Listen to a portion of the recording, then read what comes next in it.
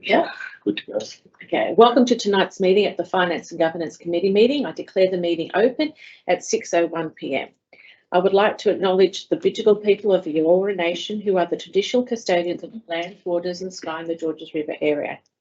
Pay my respect to elders past and present and extend that respect to all Aboriginal and Torres Strait Islander peoples who live, work and meet on these lands. We believe there's no apologies. There were no, we do have a request. Councillor Leon Pun has requested to join the council meeting via audio-visual link. Could I have a mover and a seconder, please? I'll move that. I'll second it. All those in, I'll put the motion to the vote. All those in favour say aye. Aye. Any against? I declare the motion carried. Staff and public are reminded that this meeting is being recorded for minute-taking purposes and is also being broadcast live to the public on Council's website in accordance with Section 5 of Council's Code of Meeting Practice. The recording will be made available on Council's website. The order of business is as shown in the agenda, which has been made available. Staff and public are reminded that this meeting is open. Doors to the meeting rooms are to be left open unless the meeting moves into a closed confidential session, according to Section 14 of the Code of Meeting Practice. Only if the meeting moves into a closed confidential session will the public broadcasting of the meeting be suspended. Council's Code of Meeting Practice prohibits electronic recording of meetings without the express permission of Council. Mobile phones must be turned to silent during the meeting. Do any councils have any interest to declare? No. No? Okay. There are no speakers registered for tonight's meeting. FIN 030-25, confirmation of the minutes of the Finance and Governance Committee meeting held on 14th of July. I'll move that. And can I have a seconder, please? I'll second it. I'll put the motion to the vote. All those in favour say aye. Aye. Any against? I declare the motion carried. Committee reports. FIN 031-25, investment report as at 30th of June 2025. Can I call for a mover and a seconder? Gerard, do I want to go with it? Yep. And a second? I'll second it. Do we have any questions? No? I'll put the motion to the vote. All those in favour say aye. Aye. Any against? I declare the motion carried. FIN 032-25, 24-25 Capital Works Program carryovers. Can I call for a mover and a seconder? Someone? I'll move that. Oh, I'll second it. any questions with that? I'll put it to the vote. All those in favour say aye. Aye. Any against? I declare the motion carried. FIN 033-25 Quarterly Commercial Property Portfolio Report for period ending 30th of June 2025. And a seconder? Do you want to be a seconder, Gerard? Yes, I'll second it. Thanks. Do you have any questions? I'll put it to the vote. All those in favour say aye. Aye. Aye. Any against? I declare the motion carried. FIN 034-25 Property Matter Cogra Town Square Strata Management Statement. Can I call for a mover and a seconder? I'll move. I'll second it. Thanks. Are there any questions? I do have one, just in regards to how does it work? How did we have why wasn't there a strata management there beforehand? What's the issues? So through the chair, I'll refer that to the head of strategy. Madam Chair, there is a strata management statement in place, but what happened about 20 years ago when the town centre was built, the strata management statement for which the Building Management Committee sits under got incorrectly assigned to one of the residential stratas that makes up that development. So for the past 20 years, all the members of the Building Management Committee have been voluntarily paying strata fees into the scheme. What this serves to do is realign it back to where it needs to be, so that each party feeds into that Building Management Committee, and it takes it away from the residential development that currently it's it's aligned to.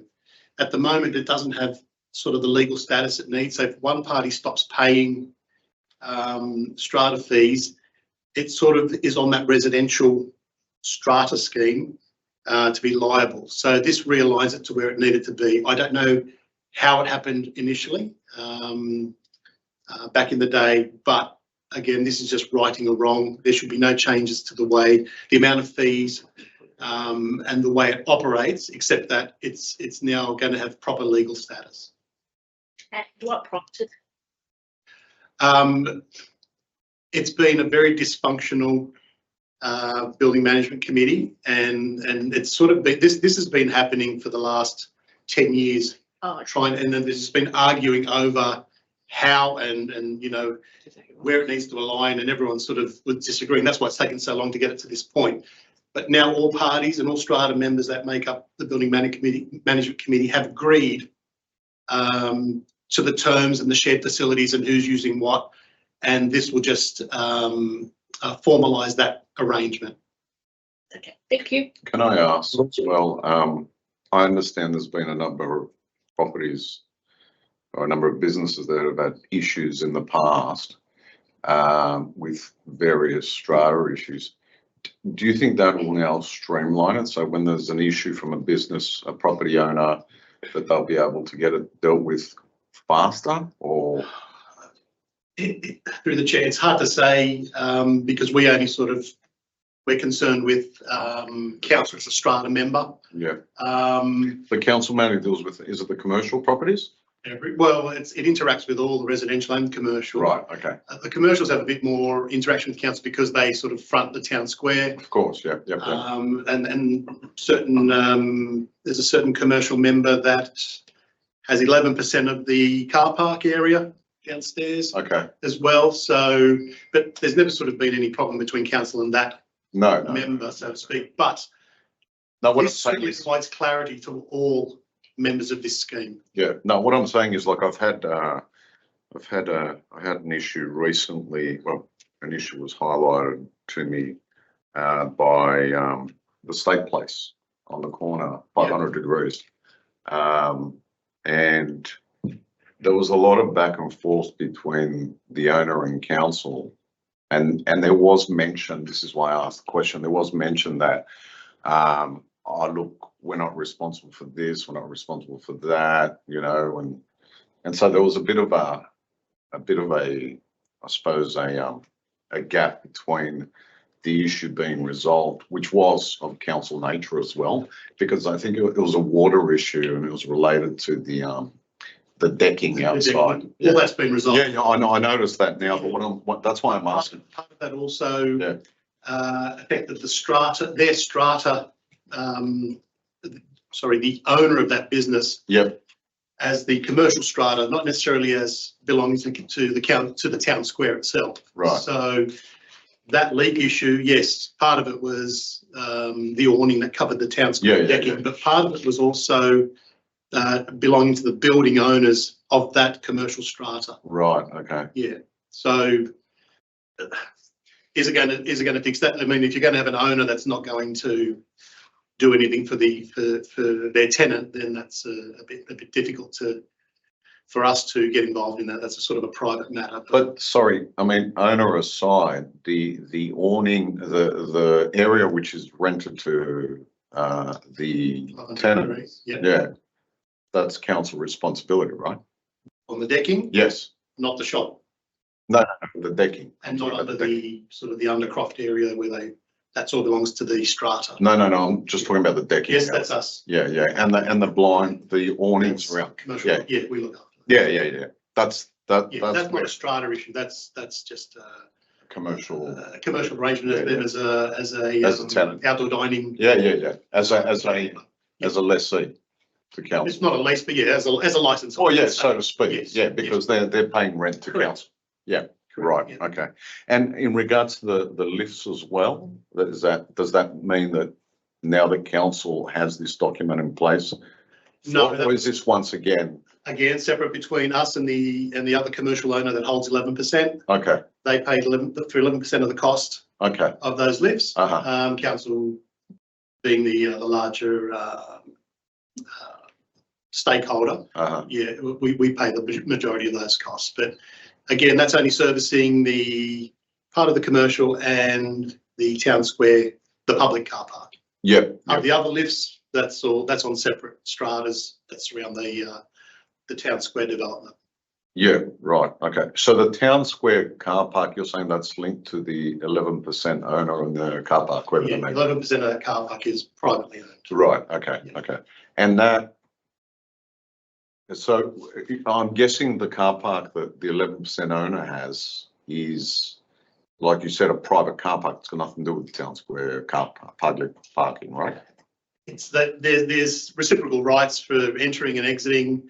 But yes, if there's costs in that car parking level, council bears the majority, the 88% of costs for that. Yeah, because the private owner would have obviously separate access, correct? No, same. For that, it's the same. Oh, okay. But the majority of the residential, they go in through a different, they're on a different level and access. Isn't there a garage on the laneway near the library there? Yes, that goes Isn't down. isn't that, I'm guessing that would be the private owners that you're referring to? No, there's a couple entrances, I think. Oh, okay. Yeah, not Right. just the one. Okay. Yeah. All right. No problem. Okay. But that park that we're talking about is just commercial, isn't it? Like Stride, it's Just- just yes. council and Yeah, no reason. the 11% that are privately on that level. But so they're actually residential, No, commercial. the private ones. The private ones, belong to the commercial. Yeah. Oh, you're saying in the town square car Yes, parking? so there's they've no got access cards that gets them in and out without, so that in the actual town square parking, not the separate private not the parking? separate. Because I understand there's a boom gate or something that you've got to go through. for That's that. right, but That's separate. That's not the 11% you're talking no, about. they go through that. Yeah. So on that level, there's 11% that still go through that Yeah, boom gate. yeah. But they've got access cards as they have access to their property. Yep. So sorry, that's what I'm trying to clarify. Not the initial boom gate that you come down. There's an internal boom gate, isn't there? Which leads to a certain a business or operator down there. There's a doctor's surgery or something down there or something, is there? Not through our car park. Gotcha. Okay. Yeah. Okay. Right. So the 11% only you're referring to is some of the commercial suites maybe in the Yeah, surrounding. if you were looking at the development from Belgrave Street. Yeah. It'd be the ones on your right. Oh, right. Okay. The shops and stuff. Some of those shops. Gotcha. Okay. Right. Gotcha. Okay. No problem. Thank you. Any more questions? All right, I'll put it to the vote. All those in favour say aye. Aye. All those against? I declare the motion carried. There being no other business on the agenda, I declare this closed at 6:14 p.m. Thank you, everyone. Thank you all. Thank you. Thanks, Leon.